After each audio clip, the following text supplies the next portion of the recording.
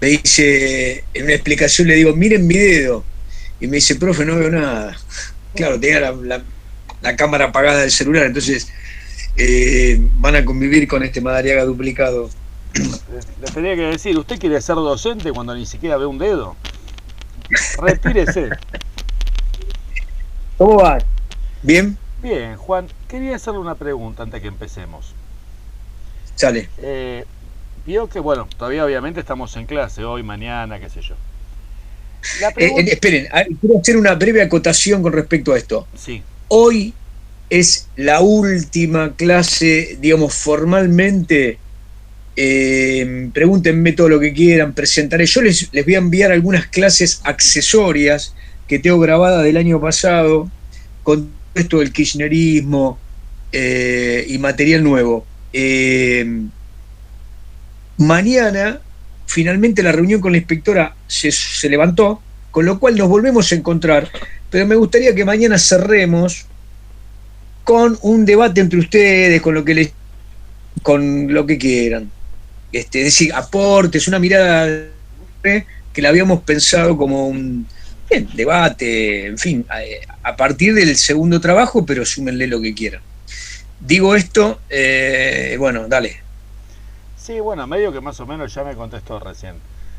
Justamente le iba a preguntar si las etapas, por ejemplo, como el menemismo, el kirchnerismo, si realmente para el final eran temas posibles de ser tocados, digo, como por ahí no los habíamos llegado a ver, a lo mejor nos detenemos en el 83 o algo por el estilo, pero No, no, ahora ya veo que me van a preguntar todo lo que quieran. Ah, va a ir todo, va a ir todo. me tiró el tuerto por la cabeza alegremente, bueno. Bueno, justamente quería que avanzáramos sobre eso y si ustedes lo deciden, bueno, quedan preguntas, lo haremos mañana también. Pero la idea también era dejarles un espacio para este debate, preguntas, aporte entre ustedes. Pero, a ver, la clase anterior, Alexis, alguna cuestión ya estuvimos viendo de la periodización en términos generales, eh, con lo cual yo diría, no pretendo ser muy exhaustivo sobre la última parte, por ejemplo, de la crisis del 2001 en adelante. Yo les voy a dar material y mi mirada, pero sé que sobre eso se abre, bueno, se abre una esfera de la famosa grieta, digamos. Es muy difícil ahí desafiliarse de esta mirada binaria en la que estamos todos presos en la Argentina, con lo cual cuesta bastante más. Yo hago los esfuerzos necesarios y lo hago. Entonces, la clase grabada que les voy a mandar tiene detalles sobre qué dicen algunos historiadores que son muy buenos. Por ejemplo, el caso de María Matilde Ollier, que no la trabajamos para el tema, es una historiadora política y politóloga que trabajó mucho sobre la violencia revolucionaria, la violencia en Argentina, junto con Bessetti. Ah, bien, bien, bien, bien. Muy bueno. Sí, pongo a grabar, sí, sí.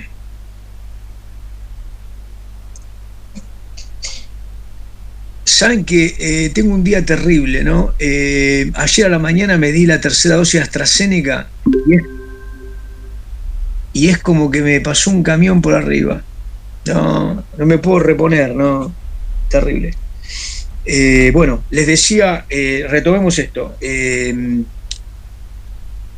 que María Matilde Ollier, por ejemplo, es una de las historiadoras que propone una categoría para mirar el kirchnerismo desde una propuesta un poco irritativa que hacen Gervasoni y Perusotti en un trabajo que se llama Década Ganada. Y ahí trabajan una cantidad de autores muy diversos y lo que propone María Matilde Ollier es hablar de una categoría que ella llama presidencias dominantes. Con lo cual, lo que propone es pensar en el kirchnerismo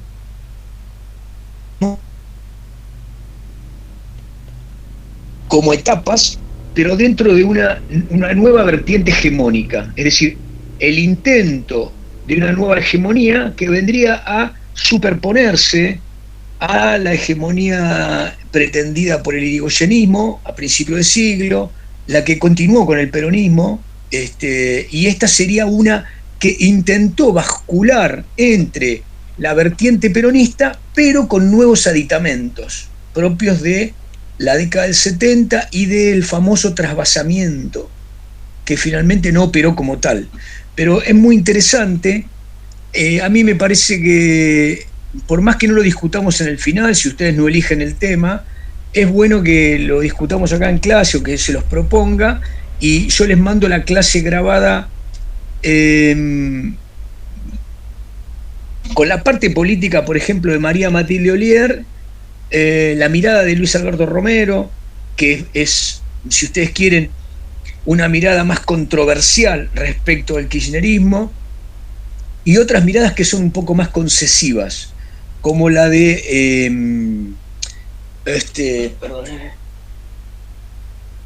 ya lo trabajamos a Pucciarelli. Pucciarelli con Castellani también hablan de la disputa hegemónica, pero plantean disputa hegemónica entre el sector que intenta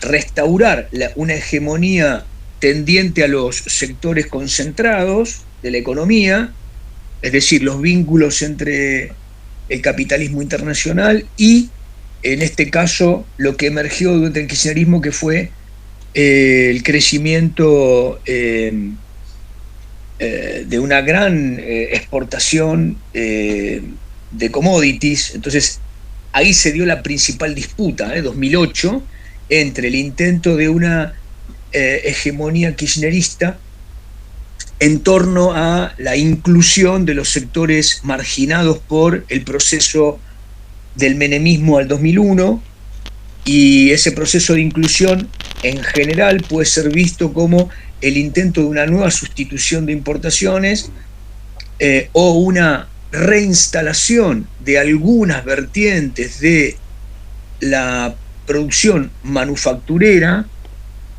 Cuando digo manufacturera lo digo entre recontra comillas, porque lo que pasó en los 90 fue que fue totalmente reconvertido el sector que hoy podemos llamar manufacturero. Pero en todo caso, ese intento del kirchnerismo se posó sobre una nueva Argentina que ahora tenía expuesta márgenes de pobreza y de exclusión que no pudieron integrarse a partir de las instituciones clásicas de la sustitución de importaciones. Las instituciones clásicas de la sustitución de importaciones, ¿quiénes eran? Y la industria privada. O sea, la industria liviana principalmente, toda esa historia. Cuando vos decís la industria, decís las cámaras empresarias, la burguesía tal, la burguesía cual, ¿no? Sí, sí. O sea, sujetos históricos. ¿Cuál sería la institución y los sujetos para acompañar esto? ¿Qué más? Los sindicatos. ¿Qué otros sujetos tienen? Los sindicatos. La institución que integra el trabajo como vector fundamental del peronismo eran los sindicatos, la CGT y algunas corporaciones asociadas, ¿no? Que tenían que ver con lo que los liberales llamaban las cuasi rentas estatales. El Estado, en la matriz estadocéntrica, lo que hacía era generar rentas o cuasi rentas que partían del Estado, porque protegían una industria y le daban parte de esa protección como subsidio a un sindicato. Es decir, cuando un sindicato negociaba la obra social, negociaba convenios colectivos de trabajo, estaba asociada a esa protección estatal, que siempre es un subsidio. ¿Se entiende lo que digo, no? Sí. ¿Sí? Bien. Entonces digo, contra esa vertiente que es característica, por lo menos hasta el fin del periodo peronista, digo, se muere Perón y un poco todavía estábamos en ese intento de populismo manufacturero con el Estado como centro de la economía, matriz estadocéntrica, el intento de sostener ese estado de bienestar, ¿no?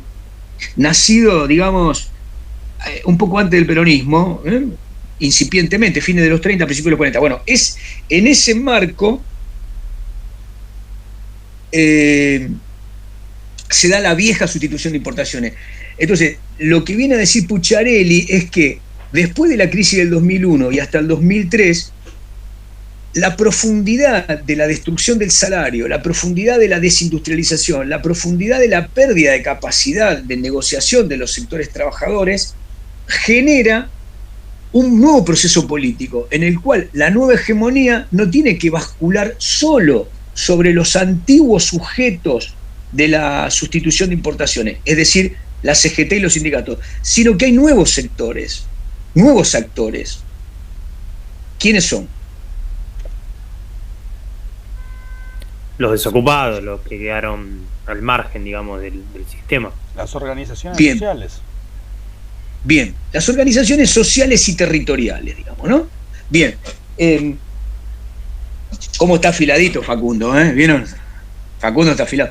Miren, este libro, no importa, este libro no está en la bibliografía obligatoria, ¿no? Pero me olvidé de decírselo el otro día. Este lo escribe un tal Boyanovsky, Bazán, que junto con otro, que no me acuerdo, escribieron Los setentistas, que es un libro un poquito marginal, un poquito con dineros del kirchnerismo, pero Los setentistas es un libro que habla de cómo surgió el kirchnerismo, es decir, dónde militaba Cristina, dónde militaban de verdad, dónde militaban Néstor, en La Plata, cómo se conocían, en fin. Si unos estaban más cercanos, en la Universidad de La Plata estaban más cercanos a la FARC, otros estaban más cercanos a una órbita montonera.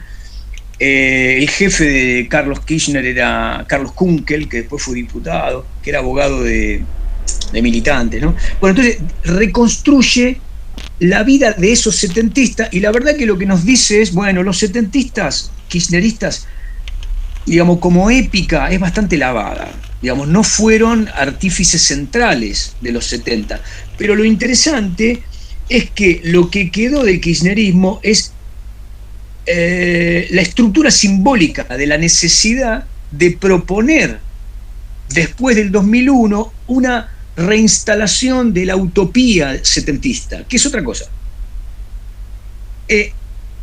Esta utopía setentista, ¿sobre qué instituciones se va a depositar con mayor fuerza? Una es la que hablamos, o algunas son las que hablamos la clase pasada, las instituciones y los grupos de derechos humanos, donde el kirchnerismo ahí apela a nosotros somos la generación desaparecida, nosotros somos los sobrevivientes de aquella catástrofe, de la militancia perseguida, bla, bla, bla. Ese es un sector nuevo que enarbola al kirchnerismo como nueva inclusión política e inclusión social. Y la otra es lo que dice Boyanovsky y Bozán en este texto, que son los sectores marginales, qué sé yo, del IA, Pérsico, el movimiento Evita, ¿no?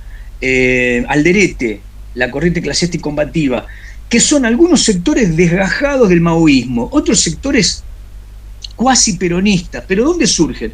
Surgen a fines de los 90, mediados de los 90, en los lugares más castigados, en Matanza, en el conurbano, en las puebladas contra la privatización de las empresas estatales. Bueno, ese nuevo grupo que crece, que representa a los desempleados, a los marginados, a los mal llamados piqueteros, esas organizaciones van a establecer un vínculo con el kirchnerismo que ya no va a ser el mismo vínculo que existía desde los 90. En los 90 salen a la calle, cortan la calle, generan puebladas, luchan contra el poder, pidiéndole subsidios al poder, ¿no? Entonces, bueno, están los planes. Duhalde sería un poco el momento de subsidios del Estado hacia estos sectores. Pero esos sectores crecen y van a obtener una representación política contra los sindicatos, más allá de la Iglesia, más allá de la CGT, y el kirchnerismo le abre las puertas, sobre todo Kirchner, hace una mesa con esos sectores y les da lugares en el poder, es decir, funda una alianza con sectores territoriales que va a hacer del peronismo un continente más heteróclito. Ya no es la columna vertebral la CGT. Ahora hay otros sectores que demandan y proponen otras salidas. Y además de eso, Kirchner propone, por lo menos antes del 2007, la famosa transversalidad, que es tener colectoras que se acercan a su vertiente política desde espacios que antes eran antiperonistas. Ellos, Sabatella, que era un ex comunista, y entonces desde Morón tiene un pequeño partido y es una colectora. Sectores del radicalismo que se hacen radicales K, el mismo Cobos, por ejemplo, que va a ser vicepresidente de Cristina en la segunda presidencia del periodo. Entonces, ese nuevo movimiento es una nueva hegemonía, pero no tiene el mismo carácter que la hegemonía peronista, digamos, ¿no? Del propio Juan Domingo. Se recrea sobre nuevos pliegues simbólicos y políticos, y resulta muy interesante. A mí me parece que para tener una mirada no binaria, una mirada estructural económica, hace falta por ahí debatir estas etapas, leer sobre esas etapas y leer de la manera más desapasionada que se pueda qué estaba discutiendo el kirchnerismo hasta 2007 y qué es lo que empieza a pasar en el 2008 cuando hay una plusrenta del campo. Es decir, ¿cuál es esta revuelta fiscal? Porque ahí lo que aparece es el intento del poder central, de Kirchner, desde el Tesoro, desde la Caja, de obtener una renta fiscal excesivamente alta para tener un dominio sobre las provincias y para tener un dominio sobre los sectores donde se ejercía un poder local. Por ejemplo, esta idea del kirchnerismo, gobernadores, y llevar obra pública directamente a los municipios, ¿no? Eso es llamativamente nuevo en el andamiaje político, pero claramente es un populismo o es un hiperpresidencialismo de carácter dominante. Esto es lo que dice María Matilde Ollier, ¿no? Yo lo separaría un poco de lo que dice Ruquier, ¿se acuerdan del peronismo? Porque Ruquier habla del kirchnerismo como una etapa del peronismo, pero a mí me gusta este capítulo de María Matilde Ollier. Bien, me fui demasiado. ¿Preguntas? ¿Insultos? No, una pregunta te hago, y no sé, por ahí uno está influido, ¿no? Por la cercanía con esto. Esto que vos decías, digamos, estos sectores como el radicalismo con Cobos o Sabatella que se empiezan a acercar al peronismo, o al kirchnerismo, mejor dicho. Yo en su momento, sí. Yo en su momento lo viví o lo leí como una especie de pérdida de identidad, de acercarse lisa y llanamente al poder, o sea, personajes acercándose al poder. Por ahí la lectura es muy simplista y existe todo un trasfondo ideológico que se me escapa, pero... De acercarse, a ver, extender un poquito más la explicación, extenderla un poquito más. Claro, a ver, sabemos que no es la primera vez que se producen alianzas que van y que vienen, en la política lo estuvimos estudiando todo el año. Pero cuando todos estos, vos fíjate que los kirchneristas como que pasaron por etapas de enorme popularidad y de ala caída.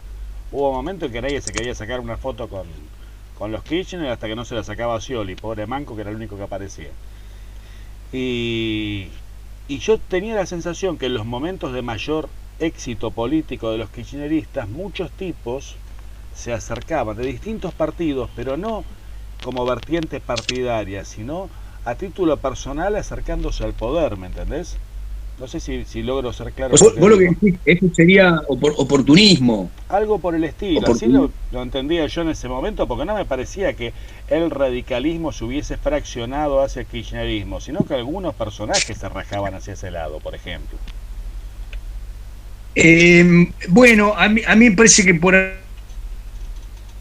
es... a ver, ¿cómo decirlo? Para que estoy pensando y estoy abriendo a la vez, ya estoy para...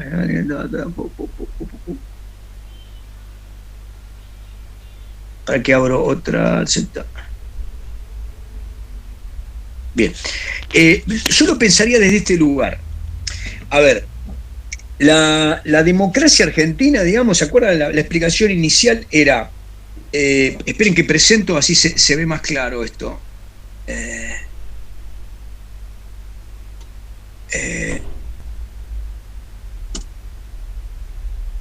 Bueno, ahí entonces digo, la democracia como proceso de construcción democrática, ¿no? Empieza en la República Radical, ese periodo 83-89, como bipartidista pura, 93% entre los dos partidos. Y la elección del 2003, en la que finalmente Kirchner queda segundo, tenía 3 listas de cada partido. ¿Sí? Rodríguez Sá, Menem y Kirchner por el Partido Justicialista en distintas fracciones, y Carrió, López Murphy y Moró. 3 candidatos por la UCR, 3 candidatos por el PJ, además de otros candidatos que iban por la izquierda. Era de una fragmentación del sistema político y de una crisis de representación, la crisis de representación del 2001. Entonces, yo no sé si fue oportunismo, no lo niego, Alexis, que digamos, si uno estudia después en términos de personajes, uno va a encontrar, discúlpenme esta salida, pero tiene que ver con esto, con los dichos populares. Uno diría hoy, toma a un Massa, ¿no? A un Massa y dice, bueno, a Massa le cabe cualquier tipo de... No, Massa trabaja con Morales y estuvo con radicales y estuvo con Lavagna, en fin, digamos, hay políticos que parecen tener mayor flexibilidad que la identidad partidaria. Ahora, yo diría, la identidad partidaria, la institucionalidad partidaria, si le cabe al peronismo, yo creo que no. Digo, la identidad de los peronistas, ¿cuál es? El poder. Si estamos todos juntos, ganamos. Bueno, en algún momento eso se quebró. Entonces, digo, el postmenemismo es la idea de que en la Argentina ya no hay un sistema de partidos, digamos, donde hay 2 polos únicos.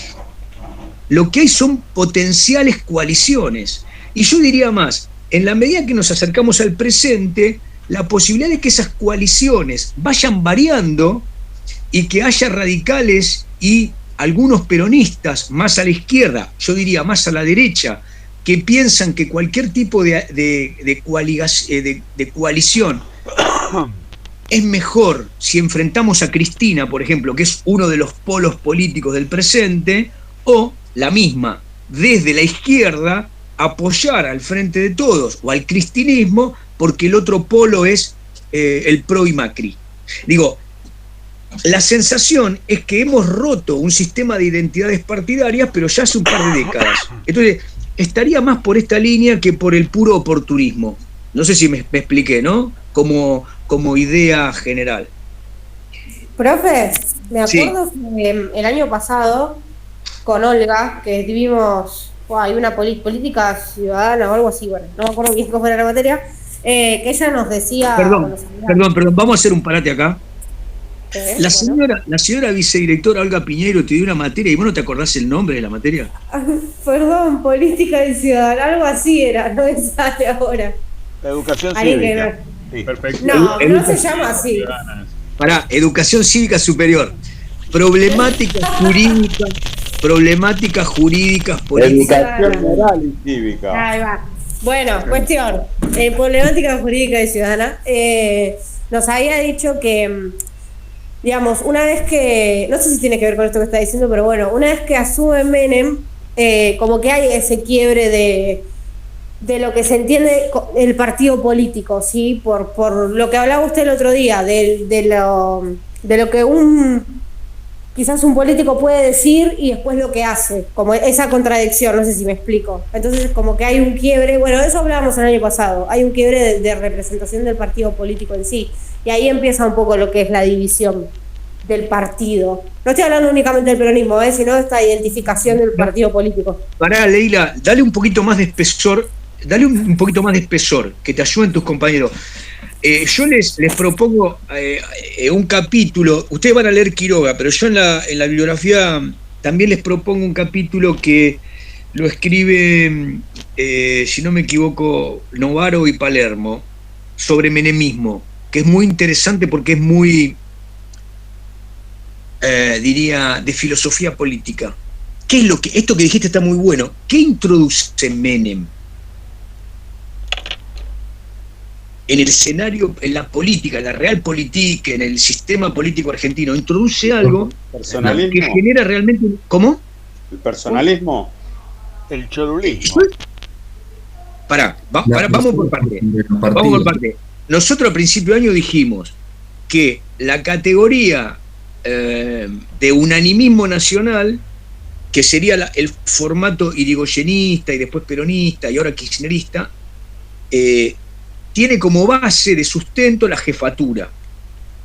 Una jefatura fuerte basada en, yo diría, el carisma.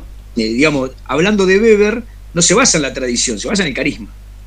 Ahora, ese carisma no está basado en cualquier órbita simbólica, sino que bascula o constela en el peronismo, que es más que una forma de jefatura. Me estoy refiriendo a lo emocional, cierto aspecto performativo, ¿no?, de la clase obrera y la defensa de los débiles. Es decir, ahí hay una matriz emocional muy fuerte, cuasi religiosa, sobre la que uno podría pensar el personalismo particular. Menem operó sobre eso. Menem se presentó como un populista clásico, ¿no? Digamos, el primer discurso menemista es la de un populista clásico, hablando de salariazo, de la revolución productiva, mostrándose como un hombre llano, cercano al pueblo, en fin. Ahora, ¿qué es lo que introduce Menem después, no? Profe, perdón, a Leila, ¿no? A ver si yo interpreto lo que quiere decir. Sí. Creo que lo que pasa con Menem es que asume desde un lugar peronista, nacional, popular, etcétera, y después tiene medidas liberales, neoliberales, ¿no? Entonces genera como esta contradicción o esta dualidad que siempre pone como un poco en disputa el peronismo, bueno, el PJ, esto de que creo que Leila se refería a eso cuando dice que dicen una cosa y después hacen otra, ¿no, Ley? No sé. Sí, quedó claro que ella dice eso, pero escúchenme una cosa. Sí, era algo así, sí. Yo no bien, puedo pero poner Leila, palabras, pero sí. Sí. Tratemos de darle un continente un poquito más esencial, más académico a esto. El menemismo vació de contenido a la política. Es decir, la política es negociación, la política es una construcción. El menemismo vacía de contenido esa negociación, porque lo que coloca en el lugar de la negociación, del proceso de producción política, de la atención, de la lucha, de la negociación, lo que propone ahí es un decisionismo radical. Es decir, Menem es, dentro de la política argentina, creo que en todo el periodo que estudiamos, el hombre más inescrupuloso en el momento de ejercer el poder. Es decir, no se detiene ante opciones que podrían ser de carácter romántico, es decir, la pobreza, que para los peronistas podía ser un límite, o la destrucción de empleo. Ustedes piensen que Menem en su segundo gobierno logró tener la tasa de desocupación. No fue un logro. Llegó a una tasa de desocupación cercana a los 2 dígitos. Es decir, de cada 10 trabajadores de la PEA, de la población económicamente activa, 2 estaban desocupados. Y a Menem le parecía que esto era un efecto no deseado, un resultado no querido, pero lo asumí de la reforma necesaria. Entonces, digo, ese vaciamiento del campo de lo político, donde la palabra pierde sentido, donde el discurso pierde sentido, donde el programa pierde sentido, empieza a convertirse en una especie de voluntarismo hiperpresidencialista, ¿no? Menem empieza a ser un representante, diría, de un carácter casi único. No hay otro presidente de ese carácter, porque las reformas que llevó a cabo, dicen todos los historiadores económicos, son los más radicales que se ven en la historia del capitalismo. Es decir, la Argentina entra en los libros de historia como la economía que en menos tiempo privatizó los sectores más estratégicos. Por ejemplo, el petróleo. No ocurrió casi en ninguna otra latitud, ¿no? Es decir, el Estado, un Estado que era muy estatista, productor y gestor de servicios, casi de todos, rutas, agua, ferrocarriles, servicio, correo, petróleo, todo eso lo privatiza en poco tiempo y con métodos muy poco transparentes. Y todo eso lo logra en una sociedad bastante alelada. Es decir, lo que llama la atención de esta Pax menemista es cómo la sociedad entre el 91 y 94 presencia, observa, es contemporánea de procesos tan radicales sin capacidad de reacción. Una de las respuestas posibles, yo espero que ustedes encuentren otras, es que el menemismo, como estructura política, encuentra una pax en la lucha contra la inflación. La Argentina venía de una debacle, de una guerra civil económica, que eran dos hiperinflaciones. La primera, sí, la segunda la sufre el propio Menem. Para que ustedes tengan idea, en el año 89 hubo casi 3.100% de inflación. Repito, 3.100, algo así, 3.080% de inflación. Uno no tiene idea de lo que significa esto. Significa que vos tenés un salario a principio de mes y a los 2 días tenés menos, y a la semana tenés menos. Entonces tenés que comprar a principio de mes todo lo que vas a consumir, porque en el término de un mes la plata se te licúa, la capacidad de compra de lo que vos tenés en la mano se te licúa. Eso ocurrió entre marzo del 89 y la renuncia de Alfonsín. Y Menem tiene una segunda hiper, que no es del 3000, creo que es del 1600. Fulminante también, segunda hiper, año 90. El hecho de que Menem y Cavallo hayan resuelto ese problema y que a lo largo de 5 años la Argentina tiene una inflación razonable, es decir, como en el resto del mundo, un dígito, el 1, el 2%, es decir, si ustedes ven la tabla de la inflación, ahora se las voy a mostrar dentro de un ratito, la tabla inflacionaria, la secuencia inflacionaria de la Argentina, uno entiende que fue el menemismo. Juan. Digo, entiende uno de los factores. ¿Se entiende, Valeria, a lo que me estoy refiriendo? Una serie de cambios realizadas de esta manera, vaciando la política, con un nivel de hiperpresidencialismo tan profundo y tan escrupuloso, puede ser asumido desde una sociedad completamente golpeada por un proceso de crisis límite, hiperinflación. Juan, sí, Alexis. No, ¿te puedo agregar algo? O sea, esto porque lo vi de primera mano, ¿no? No sé si fue un proceso general, pero se me ocurre que sí. Una cosa que hizo Menem también fue fraccionar los sindicatos, o sea, conseguir una lucha interna dentro de los sindicatos. En el caso de los ferroviarios, por ejemplo, bueno, esto no tienen por qué saberlo, siempre hubo una diferencia entre lo que era la tracción eléctrica y la tracción diésel. La tracción diésel era más o menos la estrella del show, que es la que va al interior, la carga, todo. La tracción eléctrica es urbana. Y el famoso ferrocarril que para, ferrocarril que cierra, al directivo de aquel momento, o por lo menos eso dijo el directivo, bajó a los sindicatos urbanos, que eran los que tenían que seguir circulando sí o sí, diciendo que Menem iba a poner una plata para repartir entre todos. O sea, los de la tracción eléctrica se cagaban a trompadas con los de la tracción diésel, que eran los que estaban parando. Y estos seguían laburando, nosotros, yo no estaba todavía, pero nosotros seguíamos laburando en la promesa de que iban a recibir una guita que en la práctica nunca recibieron, y por eso se termina cayendo el directivo aquel famoso, Weber, qué sé yo. Pero, o sea, consiguió una fractura buscando fisuras que ya existían dentro de los sindicatos, metía cuñas para fracturarlos. Sí. Uno podría, en este mismo sentido de Alexis, sin irnos del carril en el que estábamos, Menem, como les dije al principio, logra resolver casi todos los problemas de manera más o menos expeditiva, violenta, inescrupulosa. Por ejemplo, el tema de los militares, a los tiros con la cárcel, el tema de la iglesia y el tema de los sindicatos que mencionaba Alexis. Cuando se hacen las leyes, las famosas leyes de privatización, que son escandalosas en el Senado, creo que a lo mejor ustedes lo leyeron, y si no, googleen la famosa ley, creo que fue de gas, de la privatización del gas, donde votó un cafetero. Los diputados del PJ sientan a un cafetero, el que vendía café, el que estaba ahí, lo sientan y lo hacen votar.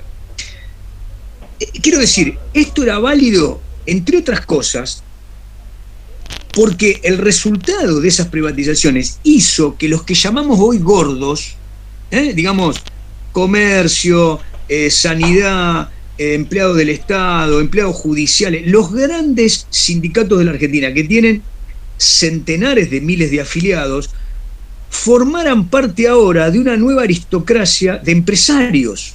Pedraza, por ejemplo, fue uno de los beneficiados del gremio de Alexis, que se quedó con parte de los ramales de carga. No, esa es la Unión Ferroviaria, perdón. Bueno, está bien, ponele, está bien, son primos hermanos, Alexis, tampoco vamos a ser... Bueno, lo que quiero decir es, los sindicatos obtuvieron de Menem una parte del botín. No todos, una parte del botín. ¿Qué fue lo que pasó cuando Menem hizo esto? Bueno, su bancada política se le dividió, aparecieron los famosos 8 antimenemistas que estaban liderados por Chacho Álvarez, que después se va a ir al antimenemismo y finalmente va a formar la alianza con el radicalismo. Lo tienen al Chacho Álvarez, ¿no? Vicepresidente de la RUA. Bien. De eso hablaba yo, del grupo de los 8. Específicamente con eso habíamos empezado a hablar con Olguita. Bien. Sí. Ahora, Chacho, con todo este análisis, si no se bajaba a Menem, Néstor nunca entendí bien si ahí Duhalde intervino, pero digo, es interesante todo este análisis y así todo estaba bien posicionado, digo. Ahí me perdí, Valeria, te adelantaste, pero que no cuando sé. Pensando en todo esto, así, ¿Sabes qué viendo pasa, la película, Vale? ¿no? Viendo la película, uno podría decir, a ver si te sigo, uno podría decir, el menemismo se vino a convertir en un peronismo que unía a los sectores liberales del poder concentrado empresario, que realizó reformas pedidas por el establishment, pedidas por el Banco Mundial, por el Fondo Monetario, por los sectores concentrados de la industria del campo, y que obtuvo una alianza con el sector liberal de la Unión de Centro Democráticos, que era la de Alzogaray. Digo, en ese sentido, cuesta creer, pero no es tan disparatado que Menem, aún después del 2001, cuya debacle era responsabilidad de su política, o de su no política, ahora vamos a explicar qué quiero decir con esto, todavía fuese el que era más votado, es decir, tuvo el 24% por encima del resto de los candidatos totalmente fragmentados. Entonces, en ese sentido, uno puede decir, el menemismo vino a constituirse desde el peronismo en una nueva construcción llamativa, pero muy exitosa desde el punto de vista de la realpolitik. Cuando digo exitosa, ¿a qué me refiero? No es que esté valorando positivamente lo que acabo de decir, que era inescrupuloso.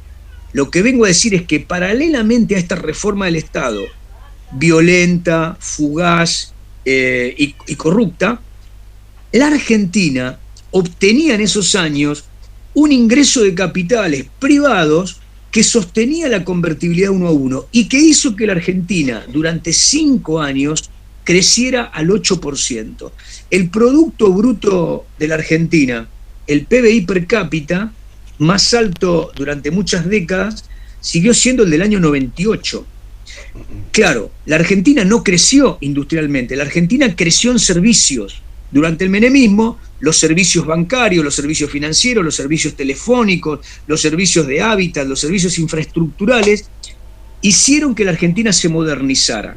Punto. Se modernizara para un sector de la economía, mientras que otro sector era desempleado, marginado y excluido. Esta es necesariamente la complejidad del menemismo, pero yo diría, el éxito contra la hiperinflación y el crecimiento sostenido de la economía a lo largo de 5 años, la vuelta del crédito para el consumidor mínimo, para la familia mínima que tiene un empleo, constituían en el plano de por lo menos 3 décadas una conquista invalorable. Digo, más allá del propio Menem, uno tiene que comprender esos fenómenos. Si uno funciona con transparencia y piensa que el elector pone en clave de estoy eligiendo a un corrupto o estoy eligiendo a este Frankenstein, ¿no? Desde el punto de vista político, tal como lo estamos analizando, ahí hay un error. El electorado funciona. Es que, profe, Sí. Disculpe Néstor. que me interrumpa. No, adelante, Pero adelante. mucha gente en esa época, por eso él vuelve a ganar en primera vuelta con el 24, porque mucha gente queda pegada con los créditos en dólares en ese momento. Entonces el temor a que él pierda y que haya un movimiento con el tipo de cambio hizo que la gente, que ese 24% o parte de ese 24% lo vuelva a votar, creo yo. Sí, pero ¿te puedo Sí. agregar algo, Néstor? Vos Sí. fíjate lo siguiente, yo te digo porque durante los 90 estuve de los dos lados, subocupado la mayor parte y habiendo ingresado a Metrovías cuando todavía estaba Menem. Y te digo, tenías sectores absolutamente marginales, en cantidades cada vez mayores, pero aquel tipo que tenía un laburito más o menos, iba tirando más o menos bien. Yo conozco muchos tipos que se hicieron la casita, piojosos como yo, que me reventaba las pulgas con las uñas, de repente tenía una tarjeta de crédito, cosa que no tenían ni los médicos. Mis viejos no habían tenido tarjeta de crédito y yo tenía una tarjeta de crédito. ¿Me entendés? Eso también, Bueno, o sea. Escuchen, vamos a poner un nombre a eso. Digo, de nuevo, tratemos de analizar esto académicamente, no desde un lugar emocional. La Argentina, a fines del alfonsinismo, según Quiroga y según Mario Damil, sufrió un proceso en el cual los dos partidos mayoritarios, PJ y UCR, no supo trascender la crisis de la debacle de la sustitución de importación. Es decir, tanto el radicalismo alfonsinista como el peronismo, el pejotismo del año 83-84, basculaban sobre la idea de la matriz estadocéntrica. Es decir, no estaban convencidos de que Argentina tenía que desmontar la matriz estadocéntrica para entrar en una sociedad de mercado. Este es el gran cambio que explica Cavarossi y que explica Mario Damil. ¿Qué significaba entrar a una... Sí, una Facundo. pregunta ahí. Pero Sí. Alfonsín no había mandado un proyecto para privatizar ya al Congreso que no se lo vota en el 89, ¿puede ser? Sí, sí. Sí, pero, a ver, de nuevo, ¿qué dice Mario Damil? Mario Damil dice lo siguiente: el Estado argentino que lega la dictadura militar es un Estado imposible. Es decir, después de la apertura de Martínez Dios, después de la crisis del año 80-81, con una corrida bancaria terrible, después de la asunción del Estado, de la deuda pública y privada, de los privados, fundamentalmente de las grandes empresas, con Cavallo en el 82 en el Banco Central, lo que deja la dictadura a la democracia en términos económicos es lo que llama Mario Damil el nuevo endeudamiento. La Argentina, a partir del Rodrigazo, entra en un proceso de incremento de endeudamiento, porque lo que tiene es un saldo negativo de balanza fiscal y un saldo negativo de balanza comercial. Es decir, la Argentina empieza a ser una economía que está viviendo por encima de su productividad y con un sistema de producción que es obsoleto. Es decir, estamos en una estructura de trabajo urbano sobre relaciones empresariales, sindicales, que debe cambiarse. Esto lo dicen todos los historiadores económicos, y la Argentina, para modificar esa estructura, debe introducir cambios, como dice Alexis, que implicaban la modernización económica. Por ejemplo, hacer que su sistema financiero se ampliara, hacer que su sistema financiero trajera nuevos servicios, hacer que su sistema financiero implicara un crédito, y esto suponía romper con algunas estructuras que el Estado tenía como cuasi rentas. Es decir, cuando nosotros estudiamos el peronismo y dijimos el peronismo era obviamente un Estado que ejercía todo tipo de controles sobre todas las actividades, estamos diciendo sobre las productivas, sobre las transacciones, sobre el crédito, sobre el ahorro, etc. Bien, la salida de esa economía que la Argentina había tenido desde los años fines de los 30 hasta los 70, la dictadura intenta introducirla, pero lo que genera es un disparate, es decir, genera una estructura de mayor endeudamiento. Cuando ustedes vean la tasa de crecimiento de la deuda pública, van a ver que Estela Martínez de Perón tenía algo así como 5.000 millones de dólares, recibe casi 40.000 millones de dólares. Es decir, la deuda se había quintuplicado, sextuplicado, producto de los desaguisados de la apertura económica y financiera de la dictadura, pero producto de qué? De que, a ver, esta es la idea, el Estado argentino era ineficiente. Digo, ¿en qué términos? Bueno, que para funcionar gastaba más de lo que lograba extraer de la sociedad, en términos fiscales, y que tenía un importante atraso en la producción agropecuaria y no había logrado modernizar su estructura productiva industrial. Cuestiones que para los años 70, 80 tenían a la dictadura como principal obstáculo. La dictadura vino en un periodo obviamente categórico. Entonces, lo que dice Mario Damil es, el alfonsinismo es el periodo en el cual lo mejor del peronismo, le pongo comillas, lo mejor, es decir, el peronismo con la social, con el social cristianismo de los renovadores, Cafiero y sus muchachos, y el alfonsinismo, un intento de la socialdemocracia a la francesa, no entienden, no hacen un acuerdo para modificar el Estado argentino en términos progresistas. ¿Eso qué hubiese sido? Hubiese sido privatizar o hacer acuerdo con empresas que le otorgaran a la Argentina rentas sobre, por ejemplo, algunos servicios que son nacionales, por ejemplo, las rutas aéreas, sin generar el estropicio que generó Menem. Lo que dice Mario Damil es, no se ponen de acuerdo, y cuando Alfonsín manda algunas leyes, por ejemplo, para hacer la privatización de aerolíneas con SAS, el peronismo las obtura. El peronismo en el Senado las obtura, y lo que genera es que ese proceso de necesaria modernización en una, piensa en un lugar económico, no políticamente dogmático. La privatización en términos de la salida de mercado es necesaria para un Estado ineficiente. Es decir, si el Estado no puede gestionar Aerolíneas Argentinas, que perdía millones de dólares por mes, tiene que hacerlo con una empresa en términos mixtos. Bueno, ¿cómo lo hizo Argentina? De la peor manera. No logró hacerlo con el alfonsinismo y el Partido Renovador, con Cafiero. Cuando Cafiero pierde la elección con Menem, la elección interna, lo que queda del peronismo menemista le obtura todas las reformas a Alfonsín hasta que Alfonsín renuncia. ¿Qué hace Menem después? Privatiza todo de la peor manera. Cuando digo de la peor manera significa rápidamente sobre empresas que no son elegidas. No viene SAS de Suecia, vienen los españoles y los italianos, y vienen con una actitud bastante prepotente. Como en algunos periódicos de la época se hablaba de la recolonización española, porque la mayor cantidad de capitales sobre empresas argentinas fue española. Sí, Alexis. No, vos sabés que, a ver, no te voy a hablar de lo que fueron los contratos de gas y los contratos de teléfono y de luz, porque la verdad que no los he leído. Pero sí leí, por ejemplo, cuando habían hecho la privatización de una línea de carga, tuve acceso a cuando me hacía sindicalista en mi juventud, y vos sabés que cuando lo leías el contrato, a priori, no parecía tan malo, o sea, ese contrato, porque fijaba 5 años que tenía que recibir la empresa privada del subsidio determinado para reemplazo justamente de unidades extractivas, de infraestructura, vías y todo lo que vos quieras.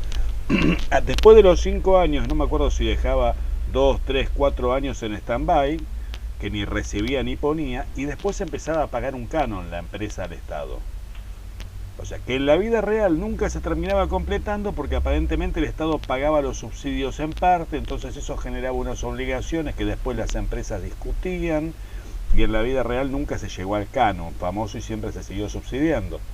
Pero el contrato, ese contrato, cuando vos lo leías, no parecía tan ilógico en el contexto de vías de carga que se estaban cayendo a pedazos, ¿viste? En otros sectores habrá sido obviamente mucho más obsceno el asunto.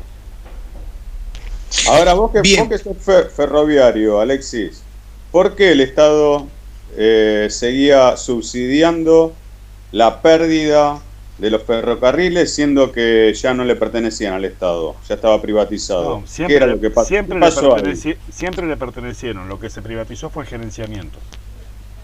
Los ferrocarriles siempre, todavía hoy los privados, Metrovías, siguen siendo del Estado.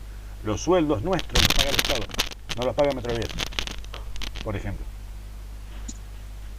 Sí, en realidad es una concesión, ¿no?, sobre el servicio. Escuchen, a mí la clase de hoy me preocupaba, es que finalmente llegamos a este tema, que es el tema económico. Ustedes recuerden que a principio de año habíamos hecho esa periodización que Ferrer periodiza igual que Damil, en donde el año 75, que es un epifenómeno del año 73, la crisis del petróleo, genera en la Argentina, hasta por lo menos el 2001, una crisis de endeudamiento. Es decir, ¿cuál es la matriz? Es decir, ¿cuáles son las grandes líneas de la economía argentina? Bueno, un régimen de altísima inflación, con un régimen de alto endeudamiento, que lo que genera justamente es un proceso inflacionario, y una desindustrialización que, de hecho, también fragmenta el escenario de la PEA, de los trabajadores, de la población económicamente activa. Entonces, lo que vemos al interior de la sociedad es un aumento, en términos de lo socioeconómico, de la exclusión, de la precarización, de la pobreza y la indigencia. Son los coeficientes que crecen desde Alfonsín, aceleradamente, pasando por el menemismo y por el resto de partidos. Más allá de los intentos o de los voluntarismos de cada uno de los gobiernos, más allá de los periodos de bonanza, lo que queda en Argentina es una pobreza estructural y una indigencia que bascula en términos de el valor de los commodities y de algunas alzas o bajas que pueda tener la relación entre las divisas y la moneda nacional. Y esto ha sido de una gran inestabilidad. Para seguir esto, que es bastante árido en términos de historia económica, yo les propuse Damil, ¿no? Entonces, yo no tengo pasado, no tengo digitalizado. En este esquema que ustedes están viendo en pantalla está lo político, aunque hay elementos. Recuerden que la segunda pantalla que estoy mostrando ahora sería la del kirchnerismo, ¿no? Pero en términos generales me gustaría, para que quede el proceso económico general claro, que Mario Damil al todo el periodo lo llama la economía y la política económica, del 75 hasta el 2001, del viejo al nuevo endeudamiento. Este es el elemento central del desfase de la economía argentina. La economía argentina, a la salida de la dictadura, un poquito antes de la llegada de todas el endeudamiento general, que en muchos casos es en moneda extranjera y en otros casos es una deuda interna, que no es reconocida, pero que igual es una deuda. Pero lo que está significando es que el funcionamiento, las relaciones entre el funcionamiento del Estado, la sociedad y el mercado son tensiones permanentemente de suma cero. Y que el Estado ha tenido que financiarse con alta emisión, generando una pérdida de capacidad de compra del salario o de la moneda, hasta vaciar la moneda de contenido y, producto de las corridas bancarias, tener que generar nuevos planes y nuevos signos monetarios, hasta el proceso de haber planteado la lisa y llana dolarización, que fue una de las posibilidades a la salida del menemismo, cuando las crisis ya amenazaban nuevamente nuestro sistema, ¿no? Entonces, ¿cómo divide Damil este periodo, ¿no?, económico entre el 75 y 2001? Bueno, la economía que surge en el proceso de reorganización nacional o la dictadura, ahí hay una reforma financiera y una apertura, ¿no? Hay endeudamiento y hay crisis. Uno diría que, como les dije la vez pasada, la dictadura por primera vez presenta en la Argentina militares que rompen con la aversión que tenían a los liberales y le entregan durante 5 años la economía a un liberal bastante puro, Martínez Dios, y después hay otro que lo suplanta al tiempo, que es Roberto Aleman, que pertenecen a la escuela más aperta de la Argentina, ¿no? Entonces, lo que va a generar ese proceso, para decirlo sencillamente, la idea de los militares era, para terminar con el estatismo y para terminar con el populismo, y obviamente con lo que ellos llamaban subversión ideológica, terminar con las cuasi rentas estatales, es decir, terminar con los empresarios subsidiados o protegidos por el Estado, los sindicatos que tenían funciones de cuasi rentas, por ejemplo, los abogados laboralistas, por ejemplo, cercanos a los intereses del Estado y a los intereses de los trabajadores, y finalmente disciplinar a los trabajadores y terminar con la organización de los trabajadores que podía tener sobre la renta de los empresarios una acción de merma. Esta es la idea fundamental, son los principios políticos, los objetivos que se trazan Martínez Dios junto con Videla y su staff. Es decir, hay que derrotar políticamente a la subversión. Esto significa que para derrotarla no solo tenemos que perseguirlos, desaparecerlos y legalizar sus organizaciones, sino que también tenemos que desmontar el aparato económico desde el cual surgieron. Sean radicales, sean peronistas, sean a la izquierda de ellos, todos terminan siendo agentes de ese estatismo. ¿Cuál era la manera de romper esa cuasi renta? Para Alfonsín y sus adláteres, la mejor manera era de terminar con la inflación, y acá un punto, la inflación desde el punto de vista conceptual es una puja distributiva, es decir, la inflación como fenómeno es la pérdida de capacidad de la moneda, pero se basa fundamentalmente en la capacidad que tiene el Estado, deudas, y en la capacidad que tienen aquellos que tienen sus tenencias en valores, en bienes, no en circulante, de incrementar su poder, es decir, de incrementar su renta. Vuelvo sobre esto. Si yo todo lo que tengo lo tengo en bienes que se valorizan en divisas, poco me importa la inflación. Los bienes sostienen el valor de lo que tengo. Cuando hablamos de inflación, los que son perjudicados, los que en realidad tienen que correr, como decía Perón, por la escalera, el precio de los productos que va por el ascensor, es el trabajador. La inflación es un proceso de licuación del trabajo, del valor del trabajo, del salario. Ahora, para romper con este proceso, los liberales de la dictadura estimaban que la mejor manera era terminar con la inercia. A ver, ¿cómo decir esto? En todo proceso económico de puja distributiva está instalada la especulación para guarecerse de los resultados futuros de la inercia inflacionaria. Es decir, si yo soy empresario o comerciante o trabajador, voy a tratar de tener estrategias para hacer que mi dinero rinda. Como decía yo, puedo comprar a principio de mes lo que voy a consumir el resto del mes, o si soy empresario, voy a aumentar el precio del valor final antes de que el proceso se produzca, proceso de inflación. Por lo tanto, eso se llama inercia inflacionaria. Los militares decían que la mejor manera de terminar con esto era por un shock externo, es decir, abrir la economía lo máximo que se pudiera y permitir que todos los productos extranjeros entraran en la comercialización argentina, de manera tal que empezaron a esta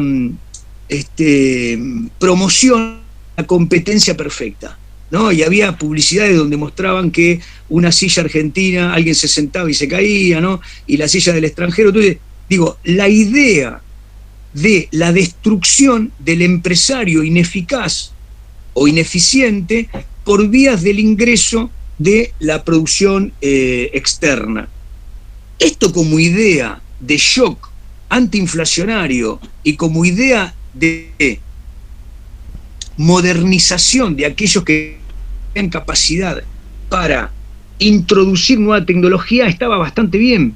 El problema es que en la Argentina de los años 75-76, cuando empieza la dictadura, este proceso desencadenó la desindustrialización más violenta que tuvo el proceso argentino. Es decir, rápidamente las industrias de la Argentina perdieron 20, 30, 40 y en algunos casos prácticamente la industria quedó reducida a cero. Por ejemplo, el plástico, el caucho, buena parte de la industria textil quedó reducida prácticamente a la memoria, ¿no? Bueno, ahora, en este proceso de apertura comercial y de desindustrialización, el objetivo de terminar con la inflación no se logró. La Argentina va a seguir con altos niveles de inflación, tanto es así que la dictadura entrega a Alfonsín el gobierno. El año 82 teníamos tenido 300 o 400%. Fíjense lo que les estoy diciendo, ¿no? Para que ustedes tengan idea. Analizamos porque tenemos una inflación del 50. Bueno, estamos hablando de inflaciones de 300% anual. Bien. El periodo estos son los principios los que yo les acabo de decir. ¿Qué pasó desde el punto de vista de la desestructuración financiera? ¿Qué pensaba Martínez Dios respecto del funcionamiento de la economía en términos financieros? Bueno, quería desregular todos los límites que tenía el mercado financiero argentino, y en ese sentido hizo algunas cosas que van a ser letales para la economía argentina. Una de ellas es que los residentes en Argentina pudieran tener tenencias en dólares fuera del país y pudieran ser contabilizadas, es decir, la legalización de lo que hoy llamamos fugas, ¿no? Es decir, esas tenencias en el exterior fueron abiertas por Martínez Dios, y digamos, estas políticas que se llevaron del 76 para el año 79 ya empiezan a generar una crisis financiera. Del 79 al 80, lo que tenemos es de esta apertura ya una crisis, porque entre otras cosas, también Martínez Dios había permitido a los bancos una libre competencia en tasas a los plazos fijos. Con lo cual, claro, estaban ustedes tienen las tasas altas, ¿no? De acá. Exactamente. Que convenía. Entonces, claro, ante el ingreso de capitales externos que se posicionaban como crédito interno, había una gran bicicleta que era otorgar altas tasas. Para el año 80 esta especulación financiera termina con una gran corrida bancaria. Una gran corrida. En realidad la plata se iba afuera después. Claro, exactamente. Lo que le quedó a la Argentina fue una gran deuda, porque el Estado argentino asumió el soporte, o sea, fue soporte de los depósitos de los particulares. Cosa que no sucedió, digamos, después en el 2001, donde el Estado dio papeles a los premios, ¿no? Entonces, de esta corrida del 80 al 81, prácticamente la dictadura para ese momento estaba de salida, digamos, ¿no? El diálogo político que había intentado Viola había fracasado. No quiero meterme en lo político, pero digamos, la dictadura como una hegemonía sine die había fracasado. Esto lo que generó, desde el punto de vista económico, digamos, para el año 81 fue, además del gran endeudamiento que crece en la Argentina, una fuga de capitales. Una fuga de capitales muy importante. Y lo que viene, desde el 81 hasta el 83, es el intento de ajuste, ¿no? Y lo que va a haber es un ajuste caótico. Ustedes tengan en cuenta que este ajuste, además, se tuvo que llevar a cabo en el proceso político más complejo de la dictadura, que fue el siguiente.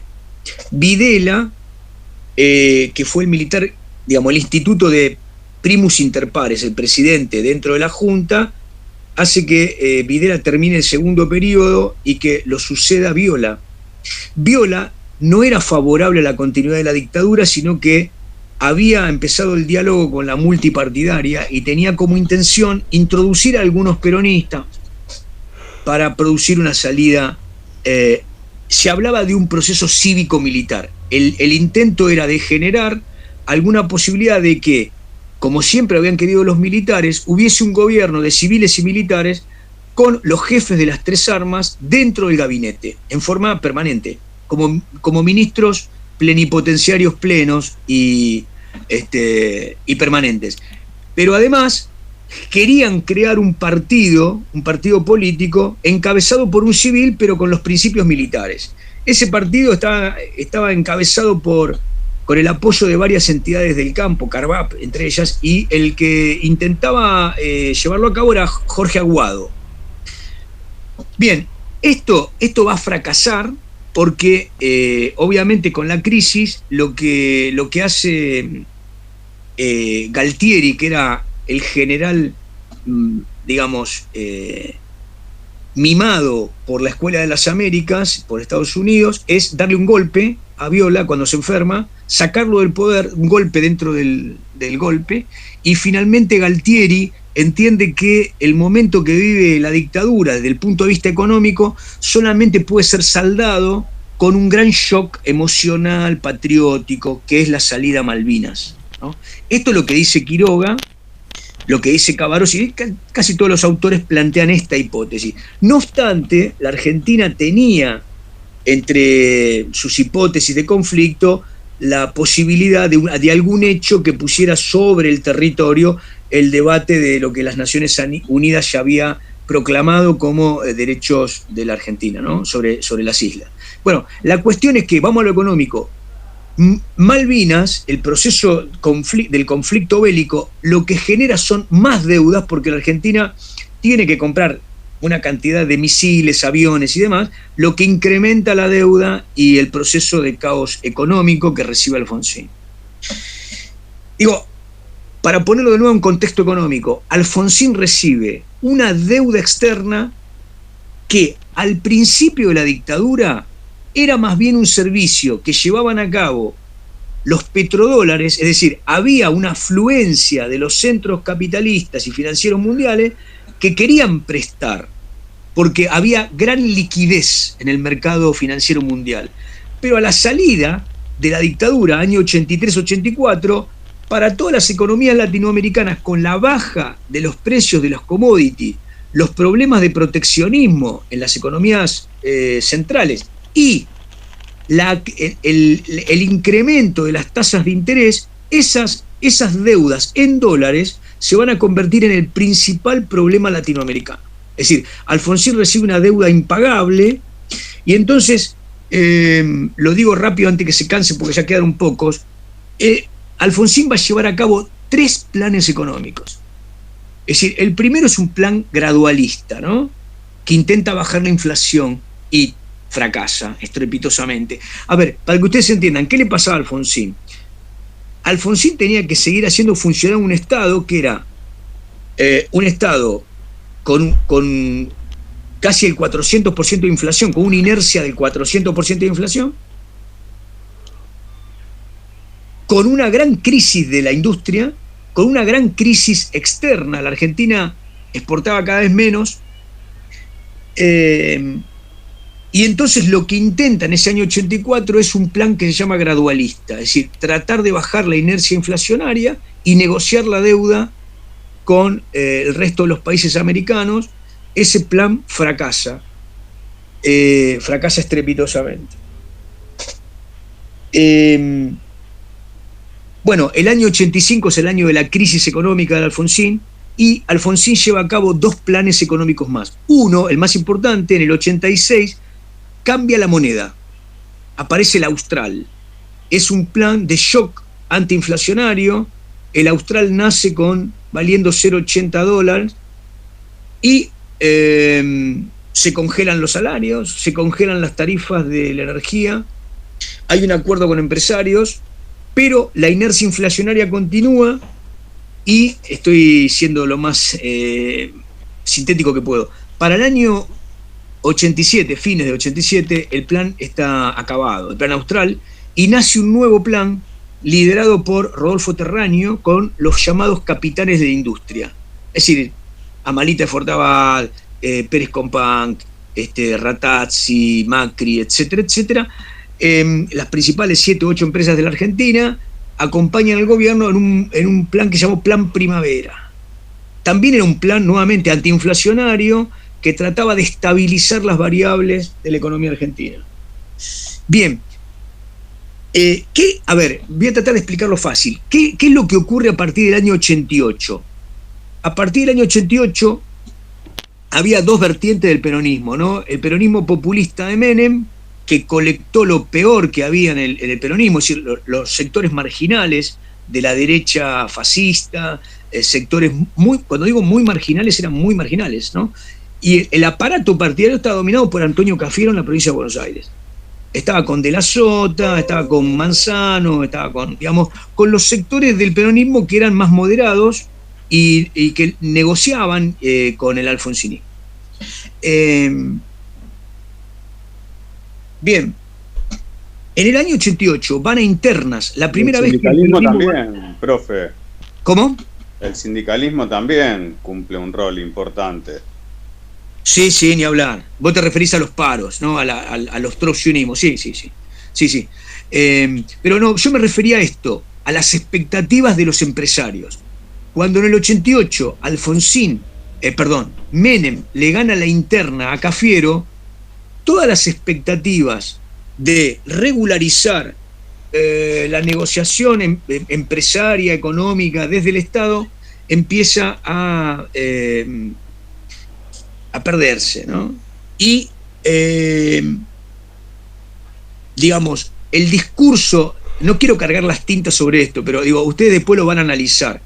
El discurso de Menem, una vez que es electo, es violentamente antidemocrático y anti-alfonsinista. Parece claramente un discurso lanzado para terminar con el gobierno, y así lo hace. Es decir, lo que hace Menem a partir de que es electo es plantear que cuando él retome las riendas y cuando asuma va a haber un salariazo y revolución productiva. Lo hace decir a caballo en Estados Unidos que el dólar tendría que estar un poco más alto, con lo cual las expectativas de devaluación crecen. Y lo que va a pasar en la Argentina es lo siguiente: como la crisis inflacionaria recrudece, hay un golpe de mercado. ¿Cómo sería para explicar si es un golpe de mercado? Las principales empresas del país tenían en sus carteras, además de moneda, en buena medida papeles de la deuda. Es decir, esas empresas habían comprado papeles de la deuda argentina. Por lo tanto, lo que les interesaba a esas empresas era que negociar de la mejor manera la salida de la Argentina de esta deuda, y Alfonsín no era en este caso la persona con la que querían negociar. Por lo tanto, a fines del 88, principio del 89, lo que empiezan a hacer todas las empresas es a comprar dólares en el mercado. Profesor, ahí lo de la famosa frase del ministro, ¿cómo era? Puliese, ¿puede ser? Puliese. Sí, les hablé con el corazón y, sí. Entonces, las empresas que tienen a creencias del Estado, lo que hacen es comprar dólares y aceleran la salida de Alfonsín. Es decir, al comprar dólares se produce una devaluación y una crisis fenomenal. La inflación empieza a escalar y pasa de un régimen de alta inflación del 300, 400, 500% anual, pasa a lo que pasó. 3.080% en un año, que es difícil de calcular, ¿no?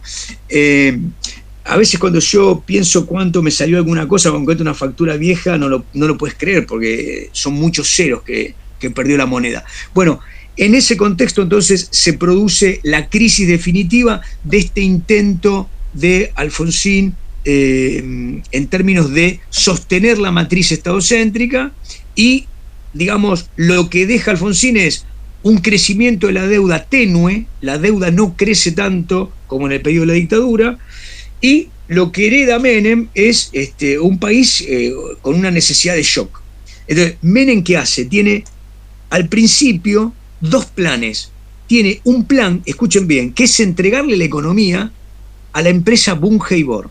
Es decir, la empresa más grande de la Argentina, en términos de exportación de cereales, Bunge y Bor, negocia con Menem, y Menem le dice, bueno, el Ministerio de Economía es de ustedes. El primero que ocupa ese ministerio es Roig, y se muere a la semana. 6 días dura y se muere, el corazón. Y lo continúa Rapanelli. Bueno, Rapanelli lleva a cabo un plan de estabilización que fracasa y la Argentina va a tener la segunda corrida. En esa corrida hubo un plan que se llamó Plan Bonex. La gente que tenía depósitos en los bancos casi pierde todo porque los bancos están a punto de la quiebra. El ministro de Economía de Menem era Herman González, que era el contador que él tenía en La Rioja. Bien, después de ese plan Bonex, con esa segunda hiperinflación, Menem se decide a llevar a cabo el acuerdo definitivo de su gobierno, que es con la Embajada de los Estados Unidos, con Bush, presidente de los Estados Unidos, y se monta en el Consenso de Washington. A partir de ese momento, Menem recibe en Latinoamérica la mayor afluencia de capitales y lleva a cabo la tarea que ese camino hacia el primer mundo. Menem empieza con la utopía de la Argentina de modernización, la Argentina hacia el primer mundo, y el gran plan económico lo lleva a cabo Domingo Cavallo, que es una nueva caja de conversión. La Argentina vuelve a tener otro signo monetario, digamos, con una importante reducción de números, de dígitos, y entonces $1 va a valer $1. Para que esto fuese posible, digamos, lo que la Argentina tuvo a lo largo de muchos años, por lo menos 5 o 6 años, fue un ingreso de capitales en el mercado, que obviamente Menem lo volvió a abrir. El mercado de capitales no tenía restricciones, y por lo tanto el financiamiento de ese sistema de conversión permitía que trabajadores como el que les está hablando ahora cobrara $3.000 por mes. Y yo me acuerdo que en el año 96 trabajaba de docente los 3 turnos, pero un día fui al cajero, también producto de la modernización menemista, como dice don Alexis, tener tarjeta de crédito, cobrar a cualquier hora con una tarjetita en cualquier banco, eso era realmente el paso a un país, una Argentina verde, ¿no? Pero bueno, cuando un mes saqué del cajero, creo que $2.800 y pico, me di cuenta que algo estaba profundamente mal. Ahora los libros lo dicen claramente. El salario medio de los argentinos estaba muy por encima de su productividad en dólares. ¿Dónde estaba la parte que faltaba? Bueno, la Argentina se estaba endeudando. La Argentina durante el periodo menemista, aunque tuvo una Pax interna de baja inflación, de gran crecimiento económico, incrementó la deuda en 3 o 4 veces y terminó, si no recuerdo mal, en los $150.000 millones. Es decir, ese saldo de la convertibilidad no solamente generó ese nivel de deuda, sino que además produjo lo que les decía al principio, es decir, una gran exclusión por desocupación, el cierre de una gran cantidad de empleos asociados a las empresas privatizadas y la pérdida de empleos en la industria manufacturera por el proceso de apertura económica. El menemismo vino a continuar y a mejorar el proceso abierto por la dictadura en términos económicos.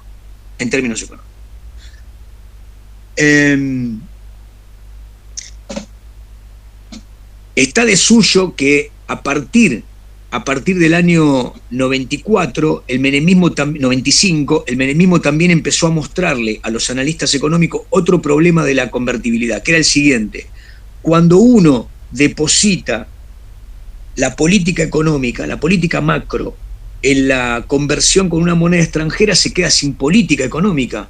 Uno no puede establecer $1 de exportación, $1 de importación. Uno no puede cuidar el trabajo interno si realiza este tipo de esquema.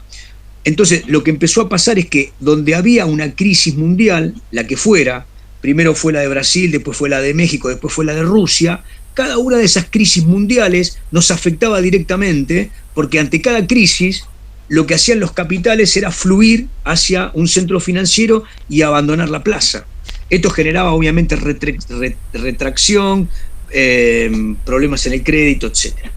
Bien, no obstante todo lo que acabo de decir, el menemismo continuó siendo una política más o menos exitosa. Para fines de los 90 sí había en la Argentina una gran corriente antimenemista, compuesta por la famosa CTA, que fueron todos los gremios estatales que tuvieron que sufrir la pérdida de empleos, el sector de camioneros, que fue uno de los que, unido con los sectores de judiciales, se planteó una lucha en famosas marchas contra el menemismo, el grupo de los 8, que se unió con el tiempo a otro grupo que había surgido, otro grupo político de los derechos humanos. Graciela Fernández Mejide y Aníbal Ibarra eran sus cabezas. Y bueno, estos grupos, digamos, van transcurriendo los años de crisis final del menemismo, del 98 al 2000, y se terminan coaligando en la famosa alianza, formada fundamentalmente por el Frente País Solidario, que era la unión que hicieron estos peronistas no menemistas, Bordón, Chacho Álvarez y otros, este sector de los derechos humanos, Graciela Fernández Mejide, Ibarra, y los sectores sindicales que no estaban con el sector de los gordos, digamos, ¿no? De los gremios menemistas. Vamos a cerrar por acá, como idea. ¿Cuál fue, desde el punto de vista económico, el problema de la convertibilidad? La mayor cantidad de historiadores de la economía que yo leí dicen lo siguiente: la caja de conversión era un buen shock para terminar con la inercia inflacionaria, pero como política permanente durante tantos años trajo más problemas que soluciones a la economía. Para el año 98-99, todos los que estaban endeudados en dólares, síganme, todos los que estaban endeudados en dólares porque tenían un crédito sobre una vivienda a pagar durante muchos años, o todos los que no tenían trabajo producto de los efectos de desindustrialización y privatización y exclusión que llevó a cabo el menemismo, estaban en la calle. Unos, dice Dongui, unos pedían salir de la convertibilidad. Los que no tenían trabajo, los movimientos territoriales decían: salgamos de la convertibilidad porque esto no nos permite subsistir. Pero los que estaban endeudados o tenían ahorros en dólares dentro de los bancos pedían seguir en la convertibilidad.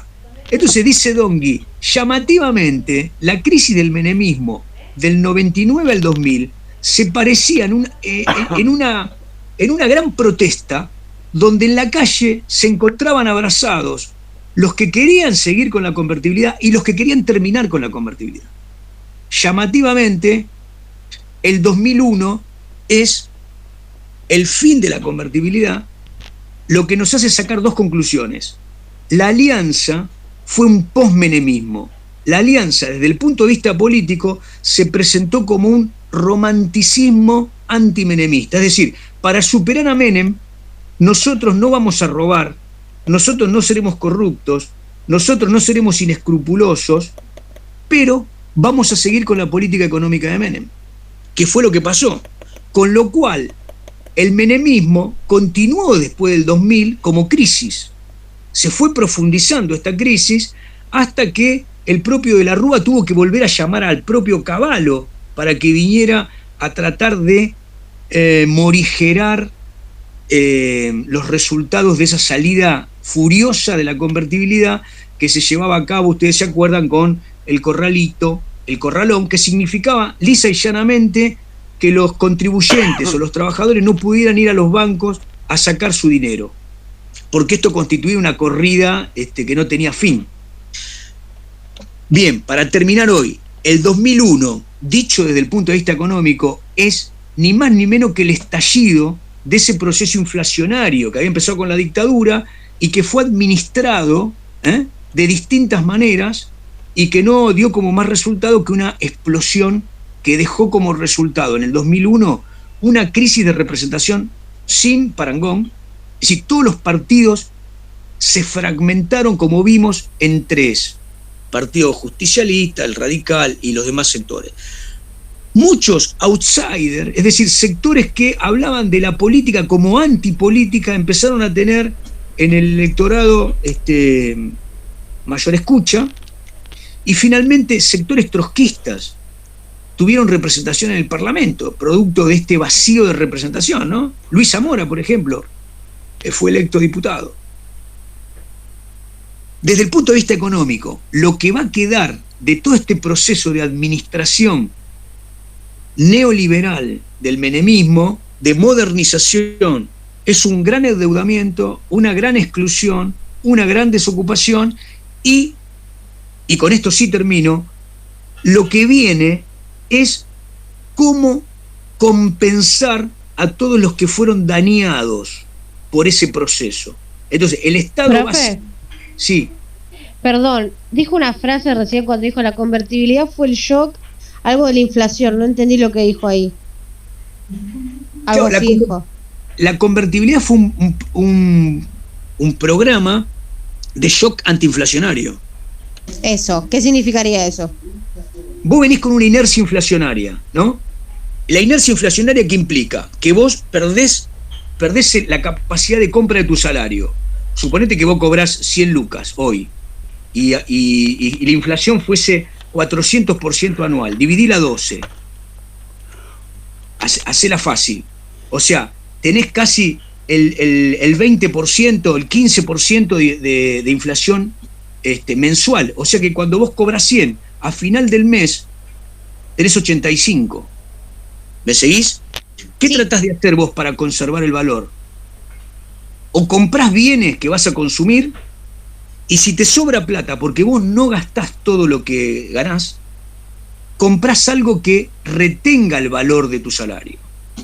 En la Argentina, ese valor de compensación para sostener la capacidad de compra de tu salario, de antes de la dictadura había sido el dólar. Por lo tanto, la economía argentina se empieza a dolarizar en la medida que la dictadura abre el sistema financiero y todo el mundo compra dólares. En la dictadura, en los años 76 en adelante, todo el mundo compra dólar en esta especulación. Entiende que la tasa de interés es una forma, pero cuando la tasa no es positiva, compra dólares y especula con que el dólar, escuchen, cuando el argentino especula para que el dólar crezca, lo que está diciendo es que está especulando para que el peso caiga, porque si el dólar sube, lo que está pasando es que la capacidad de compra de tu plata pierde. ¿Entienden esto, no? Bueno, en este sistema que empezó a ser bimonetario, los argentinos nos acostumbramos. Disculpe, ¿le puedo hacer una pregunta? ¿Cómo, Jorge? No, digo, puede ser también que una de las causas haya sido también que las tasas de interés bancarias cada vez fueron más altas, lo que dirigía ese ahorro a ese tipo de actividad que no generaba justamente actividad económica. Claro, sí, pero si vos sos una entidad bancaria y pagás altas tasas de interés, si vos sos un banco y pagás alta tasa de interés, quiere decir que el tiempo en el cual vos tenés el valor de la moneda del que te la dejó a vos, lo tenés que utilizar para algo más rentable, porque nadie paga alta tasa de interés para quebrar como banco. ¿Entienden? Entonces digo, lo que pasó durante ese periodo donde se pagaban alta tasa de interés es que la Argentina, al estar tan abierta, podía entregar tasas altas adentro, convertir esa plata y sacarla afuera, porque lo que pasaba es que entraban capitales fácilmente. Entonces, en esa bicicleta, entre lo que entraba, lo que pagaba alta tasa de interés y después se iba, bueno, el resultado de eso fue una alta deuda en dólares para la Argentina, ¿no? Yo lo decía desde el mercado interno, receso. Ajá, sí. Bueno, entre otras cosas, eso sería un proceso de acumulación capitalista financiera. Cuando el proceso de rentabilidad de los productores pasa a un sistema financiero y no al productivo, lo que está claro que empezamos a tener un aparato que produce menos bienes, menos servicios y que tiene menos trabajo. Eso está claro, ¿no? Es decir, una economía más bien parasitaria e improductiva. Bueno, paro lo que le estaba diciendo a Leila. Si lo que fracasó fue ese shock de convertibilidad, la alianza fue un antimenemismo romántico que decía, nosotros nos robamos, pero continuó con la convertibilidad. Eso estalla en el 2001. Lo que queda de ahí para adelante lo vemos mañana, pero sería la recuperación del Estado como centro de la economía nuevamente. El kirchnerismo viene a ser un formato de recuperación, ¿se entiende, no? De recuperación del Estado, no completo, pero un intento de estatalización de esos procesos que habían quedado como producto del menemismo. Bueno, gente, sé que la clase fue muy árida, les agradezco la escucha y bueno. No, igual es un tema creo que interesante y que a veces uno no le termina de quedar claro todas las variables que hay, porque es mucha teoría económica y mucha historia económica, y bueno, y a veces, nada, cuesta un poco esa parte. Sí. ¿Puedo decir algo? Que sí. Yo lo que entendí cuando usted habló sobre el shock de la convertibilidad es que, digamos, estaba bien utilizado para salvar las papas del momento, pero como una política económica a largo plazo no resultó. Exactamente. Ahora, el problema es cómo salir de la convertibilidad cuando vos tenés gente que ya tiene trazado un horizonte a largo plazo, un deudor en dólares. Vos pensá, y con esto termino, yo estaba por comprar una casa en el año 98. Valía $120.000. Estuve a punto de comprarla. Claro, el plan era pagar a 15 años. Si a mí alguien me garantizaba que a 15 años el peso iba a valer $1, bueno, era cuestión de trabajar más.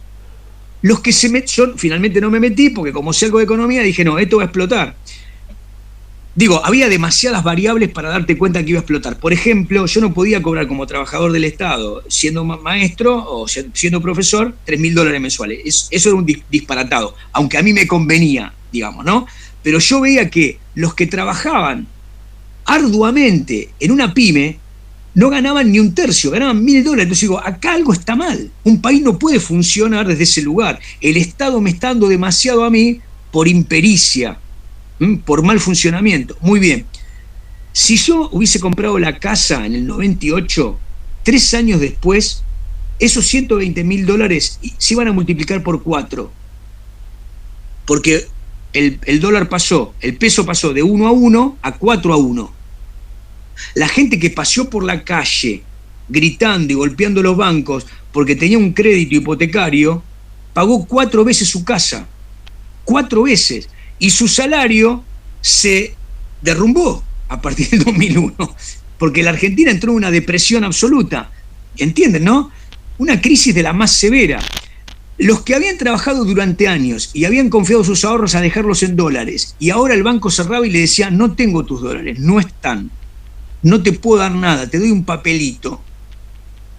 ¿Se entiende, no? Ese fue el 2001. Bueno, gente, nos vemos mañana. Profe, perdón. Chao, profe. Está el documental de Pino Solana, Memorias del Saqueo, que explica muy bien todo esto de los 90 al principio. Sí. Hay un problema, escuchen, hay un problema con Pino.